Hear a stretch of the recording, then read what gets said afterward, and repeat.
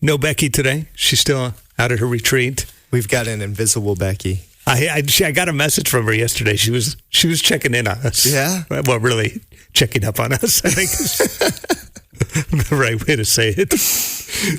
Keeping an eye on things, listening in now and again just to make sure everything's all good. What was her advice?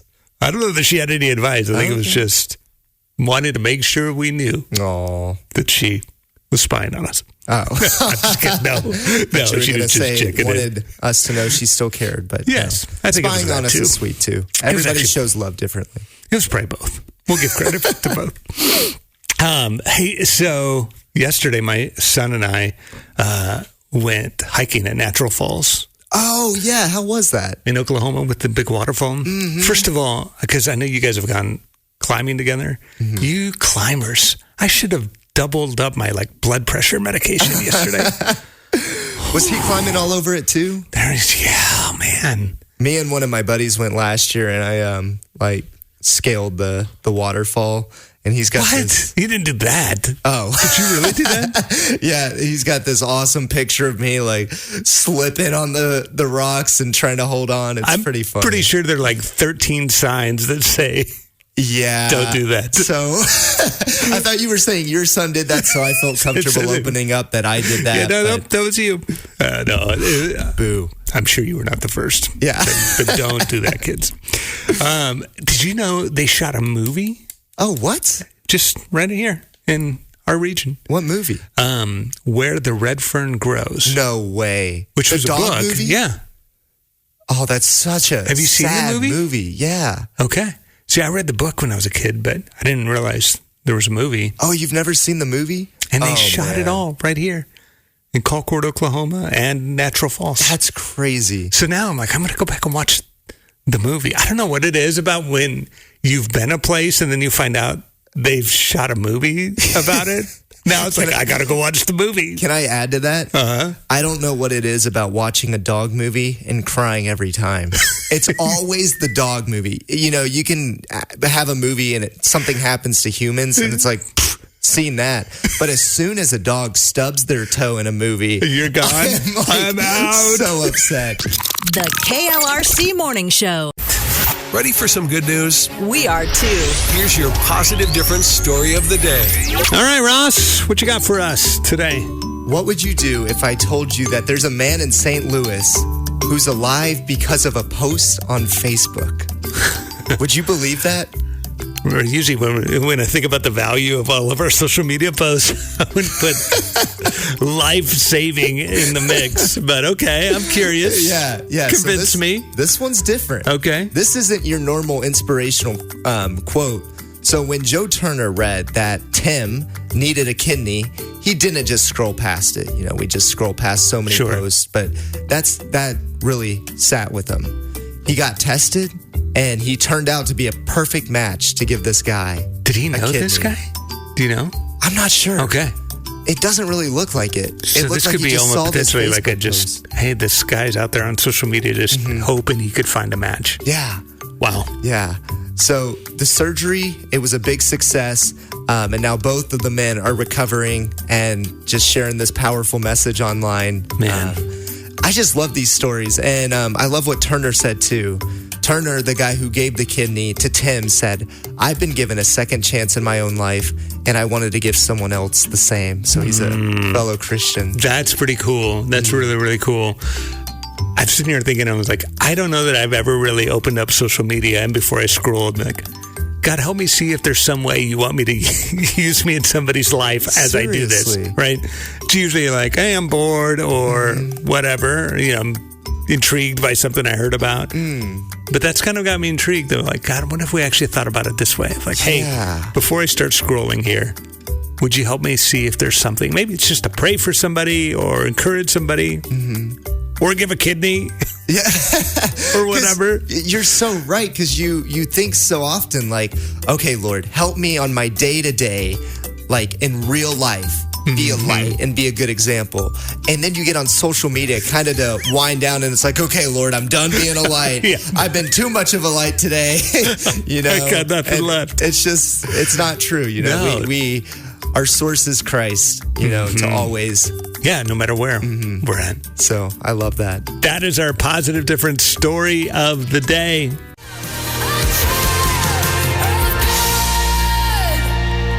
.9 KLRC. Morning. It's Mark. Becky's off today. Ross and I are surviving. We'll have her back at the end of the week. We're trying to survive. Ross made coffee, so we're all good. I don't have my coffee yet. It's in process. Yeah. You know, Becky, if you're listening, I was using one type of beans for my coffee, and then I ran out, so I switched to another type of beans. So I mixed two types of beans. Can I do that? We're about to find out, I guess. Just a little These bit. These are questions that I would be asking Becky if she was here. The Big mom questions. of the group. Everybody wants to know. Hey, we were talking just a little bit ago about how there's times where things look like they're late and they're actually right on time in God's time. And for example, we just kind of lived that where, okay, so the fall fundraiser, which we're super thankful for, we wrapped up that week at 93%. You know, it'd be easy to look back and be like, oh man, well, we didn't finish it, right? Didn't finish the goal, instead of knowing, oh, well, like God sometimes has different plans.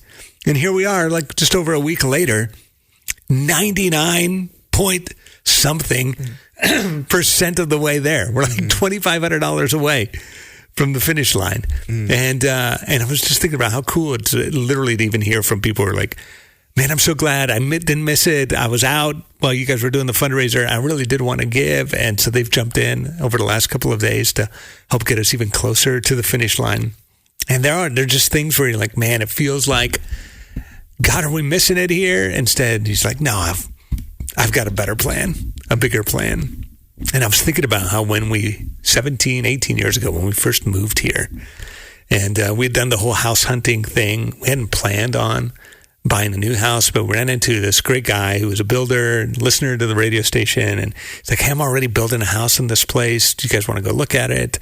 And we're like, oh, it was one of those where we just felt like, I think maybe this is what we're supposed to do. And he's a super gracious guy. He was like, hey, you know, you guys can pick some stuff out, those kind of things. But it was one of those deals that we were not going to be able to close on the house until our house back in Nebraska sold. And we thought we had plenty of time. And then the months began to go by, and they're building this, what's going to be our new house for a new family, we think. And the house just isn't selling back in Nebraska. And I'm doing the whole like, okay, God, like we thought we heard from you. And like this guy needs to know, and like all the dominoes that are supposed to take place and one of those crazy deals. And it really felt like we missed the opportunity. In fact, he was basically kind of having to say, hey, like I need to know, because if not, we're going to have to, be able to do this for somebody else or whatever. And which kind of heartbreaking for our family, not because it was his fault, because we'd kind of gotten our hearts connected to an idea. And I really thought we missed it. I was like, okay, God, I thought we heard you. And then literally in the last moments of when it could have happened, somebody swoops in and is like, oh, all of a sudden we have somebody to buy our house. And it's all going to still work out. The guy was super patient and gracious. And it was one of those things, if you had asked me, I was like, no, we missed it. Like, God, it felt like maybe you were late on this. And he wasn't. He just was teaching us to trust him a little more along the way. We're sweating it out a little bit more to just be like, okay, God.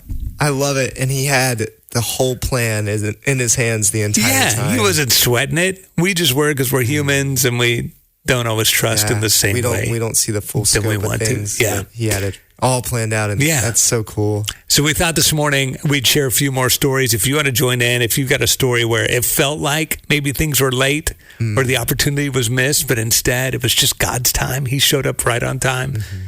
We'd love for you to share it with us. You can call or text us 800-909-KLRC. That's 800-909-5572. 90.9 KLRC. Morning. It's Mark. Ross the intern's here this morning. Becky's got a couple of days off. She's out at a retreat, but she's correcting us from afar. Got a text message. She said, I could feel you guys were not dancing enough during the Birthday Bash song. It's like, that's probably fair. We're sorry to let you down, Becky. Yes. We're going to be okay, but we got caught. I don't have anybody to outdance when it's just me and Mark, because Mark don't dance. Exactly. That's exactly it. It is about 10 minutes before 8 o'clock. Thanks for letting us be a little part of your morning. We've been talking about those things that happen where it feels like God might be a little bit late, and he never is. Even how we lived out the fall fundraiser just a couple of weeks ago, super thankful. We landed at 93%. And every time that happens, when we come up, maybe it feels like a little bit short. People will be like, are you guys a little disappointed or whatever? And I've learned, I'm like, I think God's got something else. He just, I'm fully confident. If he wanted us to land at 100% by that Friday morning, could have and would have, but instead he's got a different way. Yeah. And we don't see the full scope of things sometimes, but God, he's got it all planned out. And here we are. We're like at 99.5% of the way there. Who knows? Maybe this week will be the week that we'll celebrate 100%, which is pretty awesome. And we've been sharing stories how it felt maybe like in the moment things were not going to work out, or God, are you going to be late on this one? And he never is. You can share your own story too this morning at 800-909-KLRC. How are you? I am well. I was just calling about y'all thing about the Lord showing up the last minute. I was going through a really rough time, and I had finally, after decades, figured out I have to start tithing. So I did. And things were still really rough, and I was going to have to file bankruptcy on my home. But in the middle of that, I just said, Lord, I don't know what your plan is, but I am going to trust you no matter what. And I continued the tithing process. And the day I was at the lawyer's office filling out the papers to have my house, to file bankruptcy, hoping to save my home, that afternoon, a friend of mine called and she said, look, I've just been praying for you, and I feel like the Lord wanted me to call you and ask you how you're doing. And I said, I'm okay. I mean, I've got stuff. And she said, well, can I pray for you? And I said, my mom and dad's health is bad. I didn't want to tell her the truth. I felt like a failure already. I said, my mom and dad are having health problems, and so if you could pray for them. She goes, I will absolutely do that, but what about you? What do you need? I said, I'm good. She goes, I don't believe that. She said, what is it? And I told her the whole story. And she said, how much do you need to save at your home and not have to do this? I said, it'd be about $2,000. She said, as unbelievable as it may sound, I have $2,000 that I've been trying to ask the Lord what I needed to do with that money. Wow. No way. No, that's crazy. That's so awesome. It was the exact amount that I needed. The KLRC Morning Show. 90.9 KLRC. We've been sharing some stories around the breakfast table this morning. Sometimes it feels like God might be a little bit late, but he really never is. Like they say, he's always on time, even though from our perspective, we have things in our lives, right? And we're like, oh man, did we miss the opportunity here? Did the timeline pass? But he's got better plans for us. And we've been reminding ourselves of some of those stories. Hello, who's this? Hi, my name is Kayla. Hey, Kayla, what's going on? I wanted to kind of share a story about God showing up in a way that you didn't expect, or it feeling late when it really wasn't. Yeah. Okay, so mine is a little personal, but we had gone through several bouts of infertility. We had had 3 miscarriages, but we had also been able to adopt 3 amazing, beautiful babies out of the foster care system. And right after we found out we were going to be able to adopt our youngest at the time, I got pregnant. And in my head, it was, this is the time, the one that's going to stick, and it didn't. It was really hard. And I remember praying in that moment, like, wasn't really praying, it was more like yelling at God. That was really bad. Yeah. But I don't care what your plan is at this point. You take my baby. Don't put me through this again. And then that baby wasn't, which was difficult. But 2.5 months later, we got a surprise call for a newborn. And she was our second newborn. And people don't get newborns from the foster care system. That doesn't happen. But this baby, we became our final gift of our family. He completed our family. We actually named him Theo because Theo means God's gift. And so when all of that worked out, like looking back on it, I told him to save my baby, and he did. It just wasn't the baby that I expected. Wow. Yeah. Wow. And thank you for Yeah, sharing. and he's actually, thanks. I appreciate it.